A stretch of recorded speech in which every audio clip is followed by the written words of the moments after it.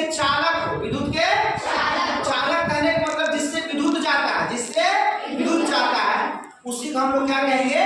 धातु। उसको क्या कहेंगे? धातु। है ना। धातु में बहुत सारा नाम बताए हैं, जैसे सोना है, चांदी है, तांबा है, लोहा है, एल्युमिनियम है, कांसा है। क्या इस सब जो वस्तुएं हैं, इस सब वस्तुओं को क्या आप लाइन के संपर्क में रखेंगे, करंट के संपर्क में रखेंगे तो क्या विद्युत के संपर्क में लगेंगे तो क्या विद्युत लगेगा कि नहीं लगेगा? लगेगा, है ना। अब आगे देख लीजिए, आगे का जो पॉइंट है, पॉइंट नंबर 4। पॉइंट नंबर 4 अब आता है वस्तु के प्रकार। क्या आता है? तो मैंने बताया कि वस्तु किसको कहेंगे? जो छोटी छोटी सामग्री से एक बड़ा सामग्री बन जाता है, एक बड़ा चीज बन जाता है, उसी चीज को हम लोग क्या कहेंगे? क्या कहेंगे? जैसे अभी हमको देख लो कि बेंच है, बेंच एक तरह का वस्तु है कि नहीं है?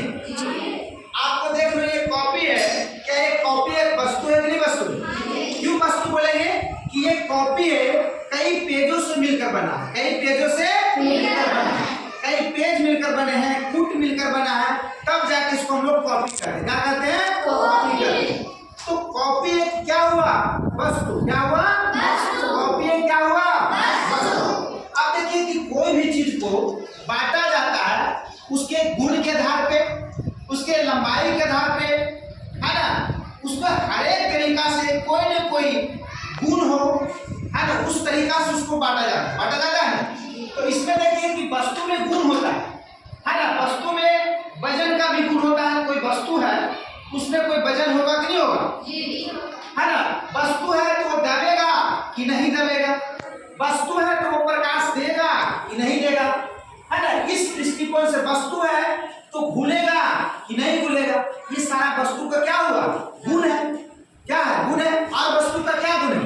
कि वस्तु का जरूर न जरूर कुछ आकार होगा, है ना। वस्तु का कुछ न कुछ द्रव्यमान होगा, वस्तु का कुछ न कुछ आयतन होगा कि नहीं होगा। ये सारे के सारे क्या है? गुण है। किसका? किसका है गुण? किसका गुण है? वस्तु का, है ना। आप देखिए कि वजन के आधार पे वस्तु को साइंस की दुनिया में दो भाग में बांटा है। कितना भाग में? दो भाग में, है ना। पहला भाग का नाम है भारी वस्तु। क्या नाम है?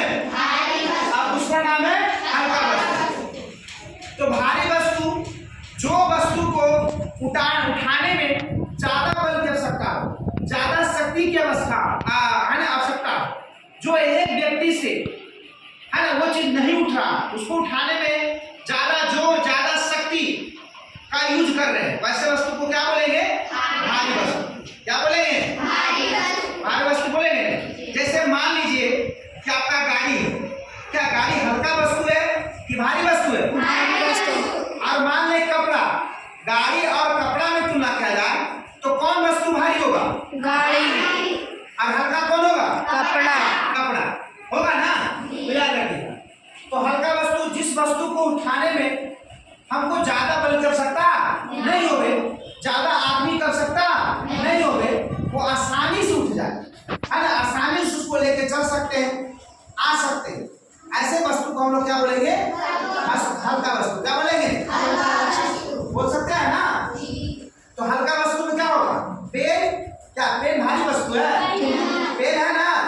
क्या कपड़ा क्या है? हल्का वस्तु है। कपास जो होता है, कपास से देखिए ना, कपास हो गया। या मान लीजिए कि आपका फर्श जो आपको बेड में बिछाया जाता है, ये सब कैसा वस्तु है? कैसा वस्तु है? हल्का वस्तु। आपका कॉपी किताब ये कैसी वस्तु होगा? क्या ज्यादा वजन वाला वस्तु है? आप जो पढ़ रहे हैं वही वस्तु को ले जाइएगा। चलिए, तो आपको वजन के आधार पर वस्तु कितना प्रकार का? दो प्रकार का। अब आता है दबाने के आधार पर या कठोरता के आधार पर। तो कठोरता के आधार पर वस्तु को दो भाग में बांटा गया। दबाने या कठोरता दोनों एक ही चीज है, उसको दो भाग में बांटा गया। पहला का नाम है कठोर वस्तु और दूसरा का नाम है नरम वस्तु। तो कठोर वस्तु जिस वस्तु को दबाते हैं लेकिन वो दब नहीं सकता, जिस वस्तु को तोड़ने की कोशिश करें दबाकर टूट नहीं रहा, तो वैसे वस्तु को क्या बोलेंगे? जैसे तुमको एक व्यक्ति से कहे कि बेंच को दबा दो, क्या बेंच को दबा दोगे? दबा दोगे? नहीं दबेगा।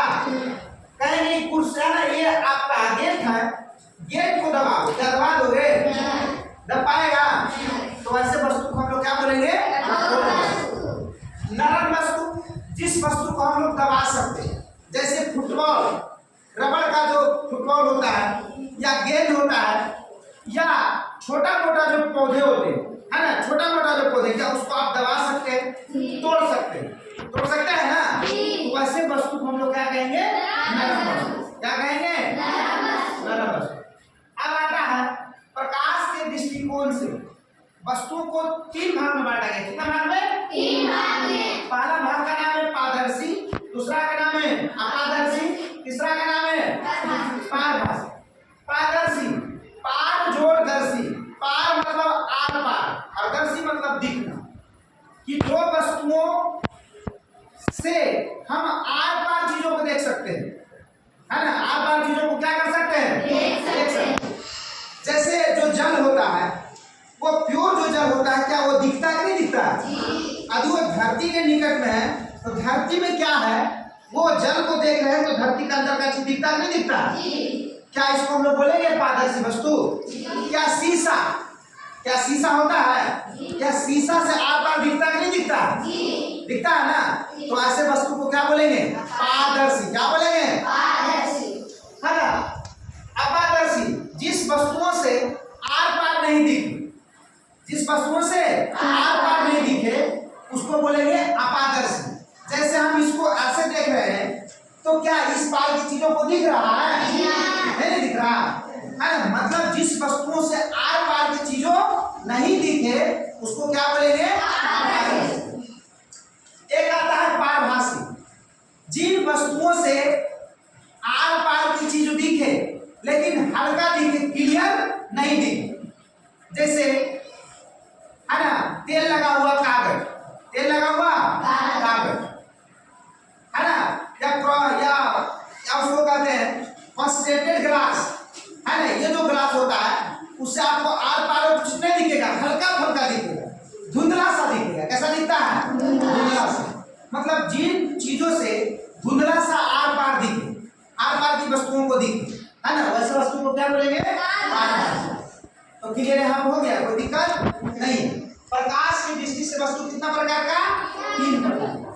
अब आता है घुलनशीलता के आधार पर कि वस्तु कितने प्रकार का। तो घुलनशीलता मतलब कहता है कि जो वस्तुएं, इसमें 2 प्रकार का है। पहला का नाम है घुलनशील वस्तु, दूसरा का नाम है अघुलनशील वस्तु।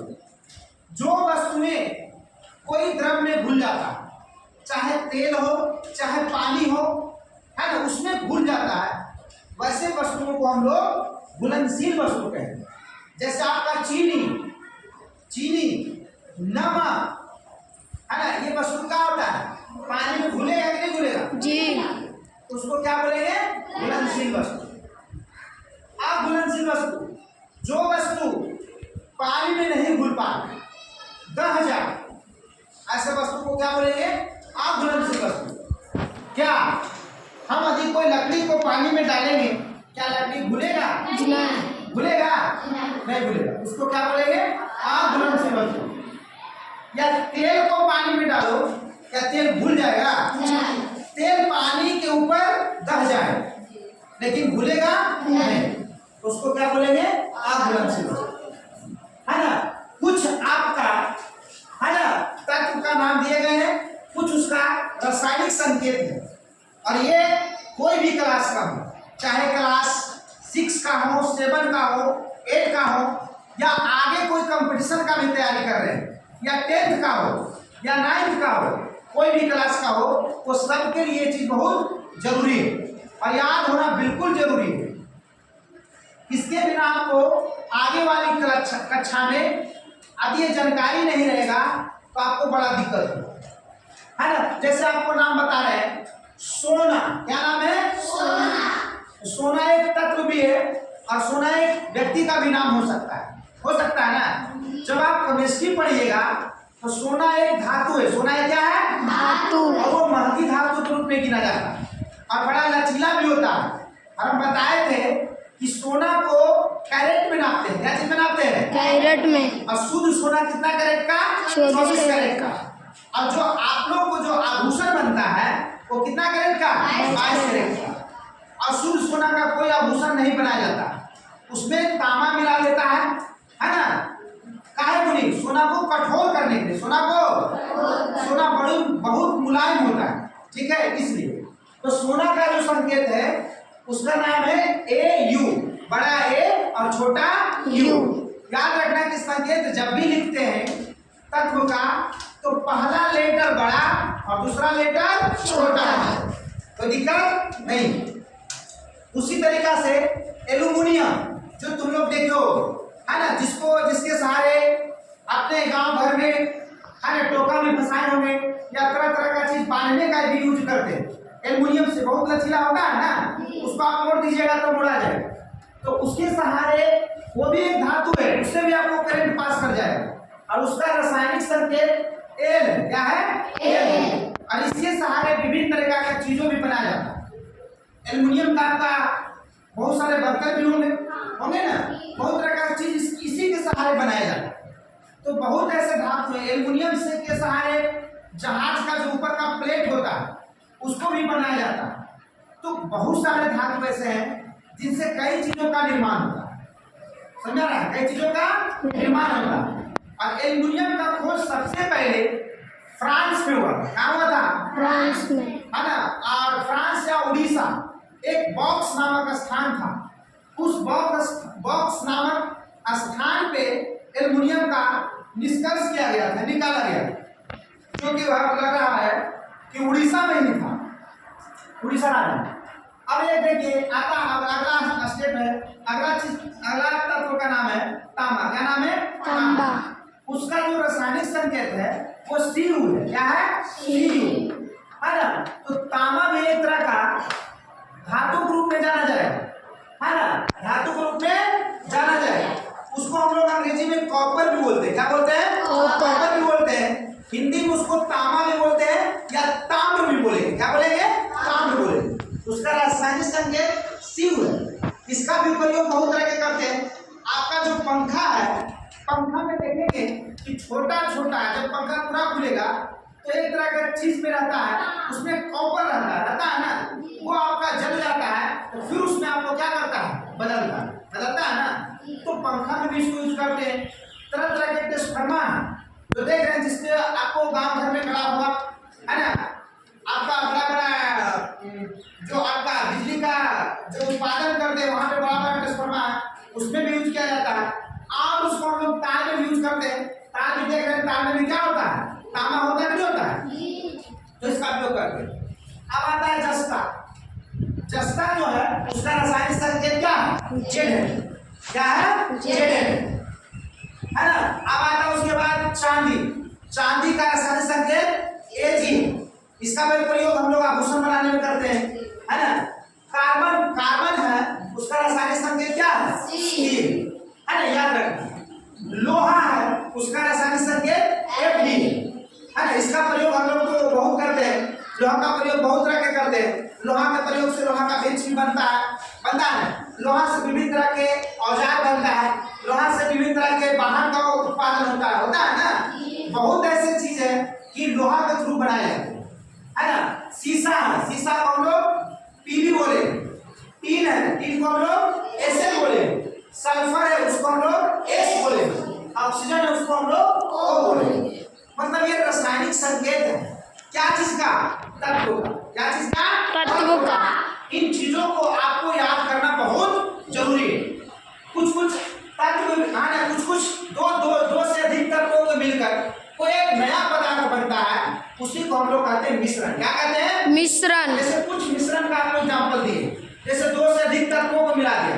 ये कोई गारंटी नहीं है मिश्रण कि तुमको 2 तत्व मिला है ना। मिश्रण का मतलब है कि 2 से अधिक तत्व मिल गया, 2 से अधिक कोई भी पदार्थ मिल गया तो उसको हम लोग क्या कहेंगे? मिश्रण कहेंगे। क्या कहेंगे? मिश्रण। जैसे आपका घर बनता है, तो घर बनता है तो उसमें सीमेंट रहता है, बालू रहता है, गिट्टी रहता है। जब इसको एक बार मिलाते हैं तो उसको नाम देते हैं मसाला। क्या देते हैं? मसाला। तो मसाला तो उसका प्रोडक्ट का नाम हुआ। क्या हुआ? प्रोडक्ट का नाम हुआ। लेकिन जो मिला वो सारे के सारे क्या हुआ? सामग्री हुआ। क्या हुआ? और सामग्री से जो बन के आया उसको हम लोग मसाला कहेंगे। लेकिन उसमें जो चीज मिला वो क्या किया? मिक्स किया, तब वो क्या बन गया? मिश्रण। क्या बन गया? मिश्रण। समझ में आ रहा बात, है ना। अब देखिए कांसा है, तो कांसा 2 तत्व को मिलकर बना है ना। Cu हम बताए तांबा को कहते हैं, हम बताए टीन को कहते हैं। मतलब तांबा और टीन मिलाया तो क्या बन गया? कांसा। है ना। अब पीतल, पीतल नाम सुना होगा, पीला जैसा रहता है ना। उसमें तांबा मिलाया और जस्ता मिलाया। सीयू मतलब तांबा और जेड मतलब जस्ता। तांबा और जस्ता मिलाया तो क्या बन गया? पीतल। क्या बन गया? पीतल। है ना। स्टील, स्टील सुना है ना। स्टील को एक और इसका हिंदी है, इसको हम लोग इस्पात भी कहेंगे। क्या कहेंगे? इस्पात। स्टील को है ना इस्पात भी कहते हैं, है ना। तो ये चीज मिलकर बना, लोहा मिला और कार्बन मिला, क्रोमियम मिला, है ना। मैग्नीशियम भी मिलता है, मोल्डिवेलम मिलता है ना। बहुत ऐसे चीज आपको टीन भी इसमें मिलता है ना। तो इसमें बहुत सारे ऐसे तत्व और मिलाए जाते हैं जिससे निर्माण होता है, लेकिन जो इसका मेन तत्व है लोहा और कार्बन, लोहा और कार्बन। कुछ आपका है ना, इस सारे पॉइंट को पढ़ने में कोई दिक्कत नहीं है। अब देखिए, अब आपका आगे का पॉइंट है द्रव। क्या नाम है? द्रव। तो द्रव में आपका है कि जो वस्तुओं को स्थान घेरता है ना, जिसमें कुछ वजन होता है ना, वैसे वस्तु को हम लोग द्रव्य कहेंगे। क्या कहेंगे? द्रव्य कहेंगे। और द्रव्य को एक और भाषा, मेरे साइंस की भाषा में पदार्थ कहता है। क्या कहता है? पदार्थ। चाहे ले लो, बेंच ले लो, चाहे कुर्सी ले लो, चाहे टेबल ले लो, चाहे कुछ भी ले लो, है ना। जो अब ये स्थान घेर रहा, जिसमें कुछ वजन हो रहा है, वो वस्तु द्रव्य कहलाएगा या तो पदार्थ कहलाएगा। जैसे तुम देख लो, ये आपका टेबल है, तो टेबल क्या जगह को छेका हुआ कि नहीं छेका हुआ? छेका हुआ ना। क्या ये स्थान घेरा हुआ कि नहीं घेरा हुआ? क्या इसका वजन होगा कि नहीं वजन होगा? तो ऐसे वस्तु को हम लोग क्या बोलेंगे? द्रव्य बोलेंगे। क्या बोलेंगे? द्रव्य। द्रव्य बोलेंगे। ठीक है, कोई दिक्कत नहीं। अब आता है वर्गीकरण। क्या आता है? वर्गीकरण। कि कोई भी वस्तु को यदि कोई भी गुण के आधार पे, चाहे रंग के आधार पे, चाहे आकार के आधार पे, है ना, चाहे कोई टैलेंट के आधार पे, यदि हम उसको छांटते हैं तो छांटना ही क्या कहलाता है? वर्गीकरण। क्या कहलाता है? वर्गीकरण। जैसे मान लो कि तुम भी सभी क्लास 6 और 8 क्लास के विद्यार्थी हो, है ना, लेकिन यदि इसमें टैलेंट के आधार पे छांटा जाए, गुण के आधार पे छांटा जाए कि जो बच्चा को ये चीज बनाना आता है वही बच्चा बोर्ड पे आएंगे, है ना।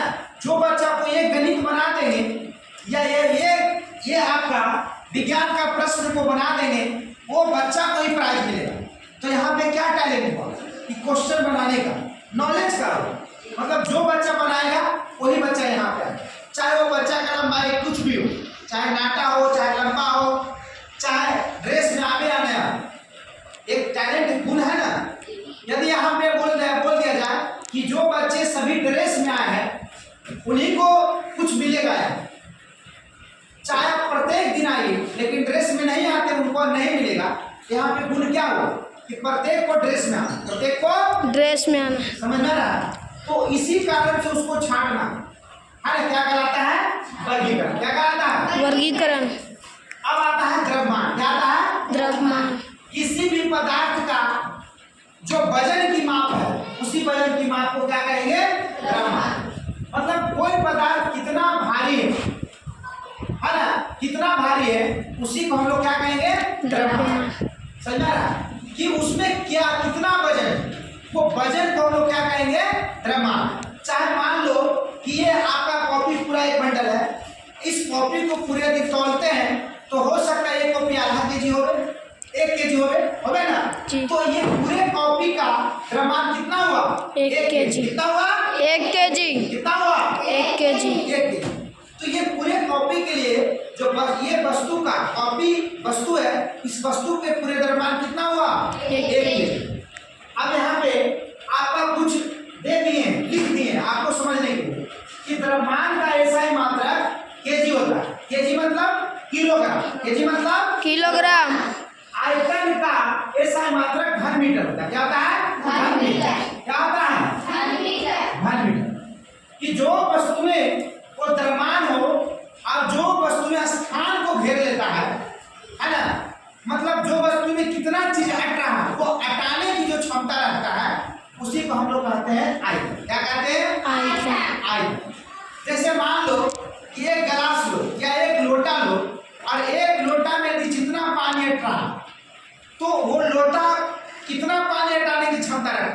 1 लीटर 2 लीटर 3 लीटर जो भी है ना। तो जितना वो पानी हटा रहा, मान लीजिए कि लोटा 1 लीटर पानी हटाया तो लोटा का अंदर कितना हुआ 1 लीटर। कितना हुआ 1 लीटर। समझ में आ रहा है बात समझ में आ रहा है कि क्या कहते हैं। और आयतन का सूत्र भी होता है, आयतन का सूत्र भी होता है L गुने B गुने H, मतलब लंबाई गुने चौड़ाई गुने ऊंचाई। यदि कोई पूछता है कि आयतन निकालिए, आयतन ज्ञात करिए, साइंस हो चाहे आपका मैथमेटिक्स हो, हर एक में सूत्र यही होता है, लंबाई गुने चौड़ाई गुने ऊंचाई। किसका आयतन का सूत्र, यह आपको ध्यान देना। तो कहा जाता है कि आयतन का ऐसा ही मात्रक घन मीटर है। क्या है घन मीटर। अब तुमको घन मीटर कैसे पता चला। अब लंबाई है तो लंबाई को भी मीटर में मापते हैं, मैंने पिछले वाला कक्षा में पढ़ाया है ना।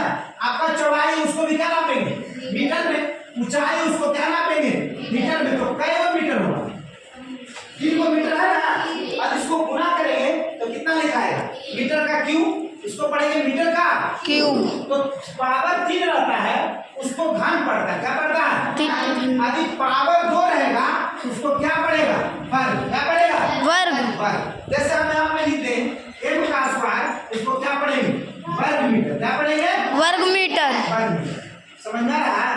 यदि पावर 2 रहे, यदि आपका घात कितना रहे घात 2 रहे तो उसको हम लोग क्या पढ़ेंगे वर्ग। क्या पढ़ेंगे है ना। समझ में आ रहा है क्या पढ़ेंगे उसको वर्ग। तो यहाँ पे और सारा है कि 1 घन मीटर बराबर 1000 लीटर, 1 घन मीटर बराबर 1000 लीटर, 1 लीटर बराबर 1000 मिलीलीटर, 1 लीटर बराबर 1000 मिलीलीटर। क्या इस चीज को समझने में कोई दिक्कत है, कोई परेशानी है?